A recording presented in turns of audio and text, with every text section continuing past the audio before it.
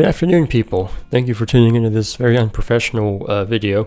I will get me one of those clip-on mics because holding this thing or trying to set this up, it's rather annoying. But these Blue Yeti mics, I got this refurbished for like $50, and regardless of how clunky and big it is, great for the price. Anyways, today I've got a nice video for you today. Today we're going to be talking about this guy right here.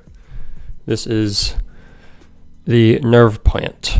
Now, it's actually called the Fittonia, but it gets the nickname nerve plant from its leaves. I mean, look at this thing. This thing has the most gorgeous, like, striations throughout its leaves. Very much looks like nerves going through a body. Kind of a, weird way to describe it. But I love this guy. I've had this guy for just a, couple weeks now. He's fairly new. But today, I want to go over and talk about it. Give you some care tips. I love this guy. It's one of my favorite. I had one a while ago, but I gave it to my dad. But it's one of my favorite house plants to grow. I'll hold it here so you can see it. It's one of my favorite ones to grow. It's fairly easy, and it'll tell you what it needs by drooping and being dramatic. So let's get into it. The Fittonia is a creeping evergreen. It originates from South America, places like, I think, Colombia, like Peru, northern Brazil. It comes from a very tropical climate. It creeps underneath the giant canopies of the trees in the tropics, and it likes the wetter soil, and it likes the shade. So pretty easy houseplant to take care of because of that. As I said before, it gets the nickname nerve plant from its nerve-like leaf structures. Now, there are multiple, color variations you can get of these guys. Pretty much all of them, they're all going to have green leaves, and the underleaves will be like a lighter green. But this one in particular has the pink striations.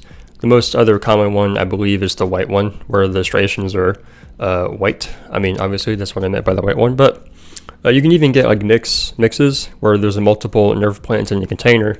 Some are pink, some are white. I'm not exactly sure of those other colors for this guy, but the pink and the white ones are the ones you're mostly going to find in the big box stores. Another really nice thing about these guys is they don't really get very big. Now, that might not be a nice thing depending on what you want in your house plant, but for me in particular, I think that's awesome because I have multiple plants that will get massive within the next few years. These guys really don't get that big. They'll get maybe like a few feet wide kind of covering, get like just, not even a foot tall. So they're a great, centerpiece put on your table. You don't have to worry about trellising or, feeding them a ton of fertilizer or water them all the time because they will not get super big. So that's a nice thing about them. Another one of my favorite things about them is the fact that they're fairly easy to take care of. Now, they're not as easy as some other plants like my most recent ZZ plant video, but in general, they're good for beginners. They're good for intermediate houseplant people. And overall, they're pretty easy to take care of. Now, they can be a bit finicky. And one of the words that people have used for these guys is dramatic. That's because, unlike some houseplants, these guys will tell you when they're not happy. And which is actually kind of a good thing because, like, if you're underwatering a snake plant, the snake plant's not really going to tell you. It's just going to kind of hang out and deal with the conditions and not thrive. But this guy, if he's underwatered, he'll tell you because he will droop. He will get kind of wilty. So if that happens, don't panic, just water him. The other thing is that they will turn yellow if you overwater them. Places you can find a nerve plant / Fittonia would be most every, big box store. I found this guy at Lowe's. You can find them at Home Depot. You can find them, in most of your local garden centers too. Not only that, but they're fairly affordable. I think I paid like $7 for this. Now he's in a new container. I repotted him. I like this. I bought this container with my money plant or my money tree. You can kind of see him down there, but he came in this container and I swapped these guys. So I put the money tree in the new container, put him in here, and I think it looks fairly well. So yeah, when you buy these guys, they'll be fairly small. It's probably going to be very rare to find one that is like as big as it possibly could be, like a giant one, but you'll find a small one, and they're like fairly affordable. So yeah, most big box stores you'll find a nerve plant. Now when it comes to these guys and their watering needs, fairly easy. Now they're not like some plants where you can just neglect them for weeks or months on end, like my ZZ plant here. You got to keep up with the watering on this guy. Now, it's fairly easy because they come from a tropical, wetter environment. You can water these like every 2 to 3 days, I would say. And like I said before, if you underwater them, they'll start to wilt and get kind of droopy. If that happens, don't panic. He's totally fine. You didn't kill him. He's fine. If that happens, just give him a really good watering and he'll perk right back up. That's happened with this guy before, like twice. I've, fallen back on watering him and he started to droop and look kind of sad. But I gave him a good water and he perks right back up, as you can see. Now, with watering, one thing you also don't want to do is use like super cold, fresh tap water, because they come from a very hot, humid environment. Excuse me. The cold water can shock the roots and potentially kill them. I don't think I've ever had issues with that before. Granted, my water that I get here isn't super, super cold, but just keep in mind for that. Next page. By the way, the weather here sucks. It's like I've barely seen any sunlight or anything in the last, forever. It's calling for snow. Instead, I'm glad we didn't get snow because my car can't handle it, but instead we got, just depressing.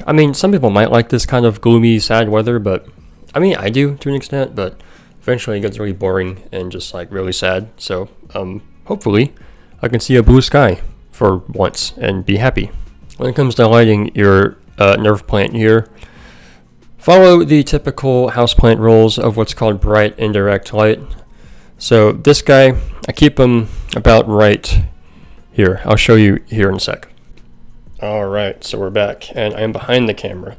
So I have to keep this guy here. Please excuse the mess. I am rearranging in this place, but I keep him here. As you can see, I've got a window with my cactus here.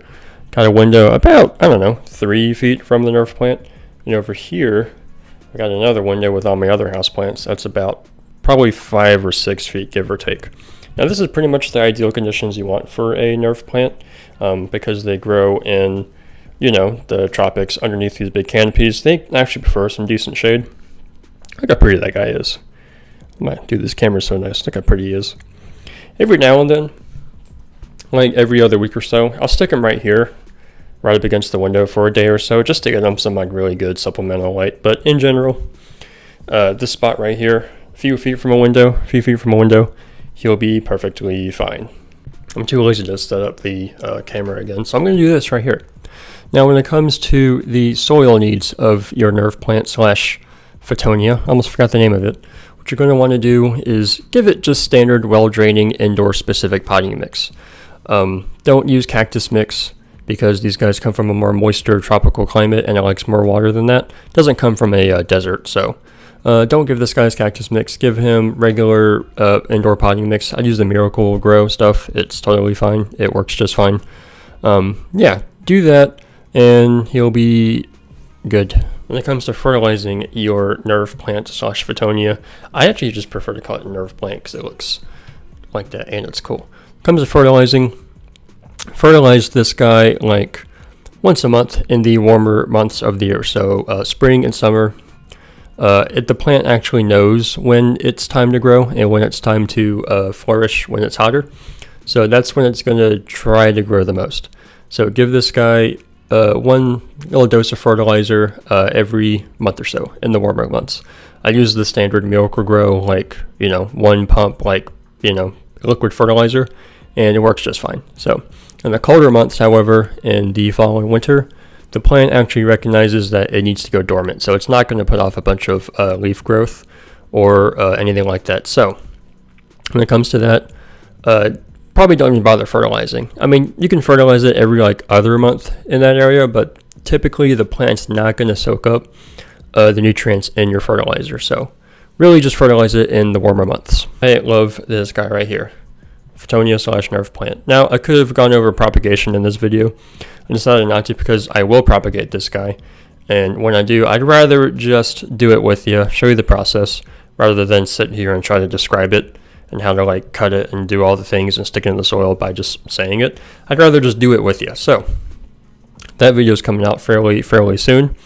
Nerve plant. Love this guy. If you're a beginner, if you're intermediate, or even an expert, and you want something that's not going to be super flashy and grow up your walls and through your ceilings and into your like mantles or wherever. Something fairly easy and a nice little centerpiece. Get one of these guys. They're affordable. They're everywhere, and you can't go wrong. So, thanks for tuning in. Thanks for listening. More plant videos to come in the future. I love plants. This room will be littered with plants eventually. I even plan to have like a lizard or something in here. Free roaming. Not free roaming. That's a bad idea. Lizards can't do that. They can, but I have to pick up poop. And I don't want to do that. Thanks for listening. Thanks for watching. Nerve Plant in John's Garden. See you.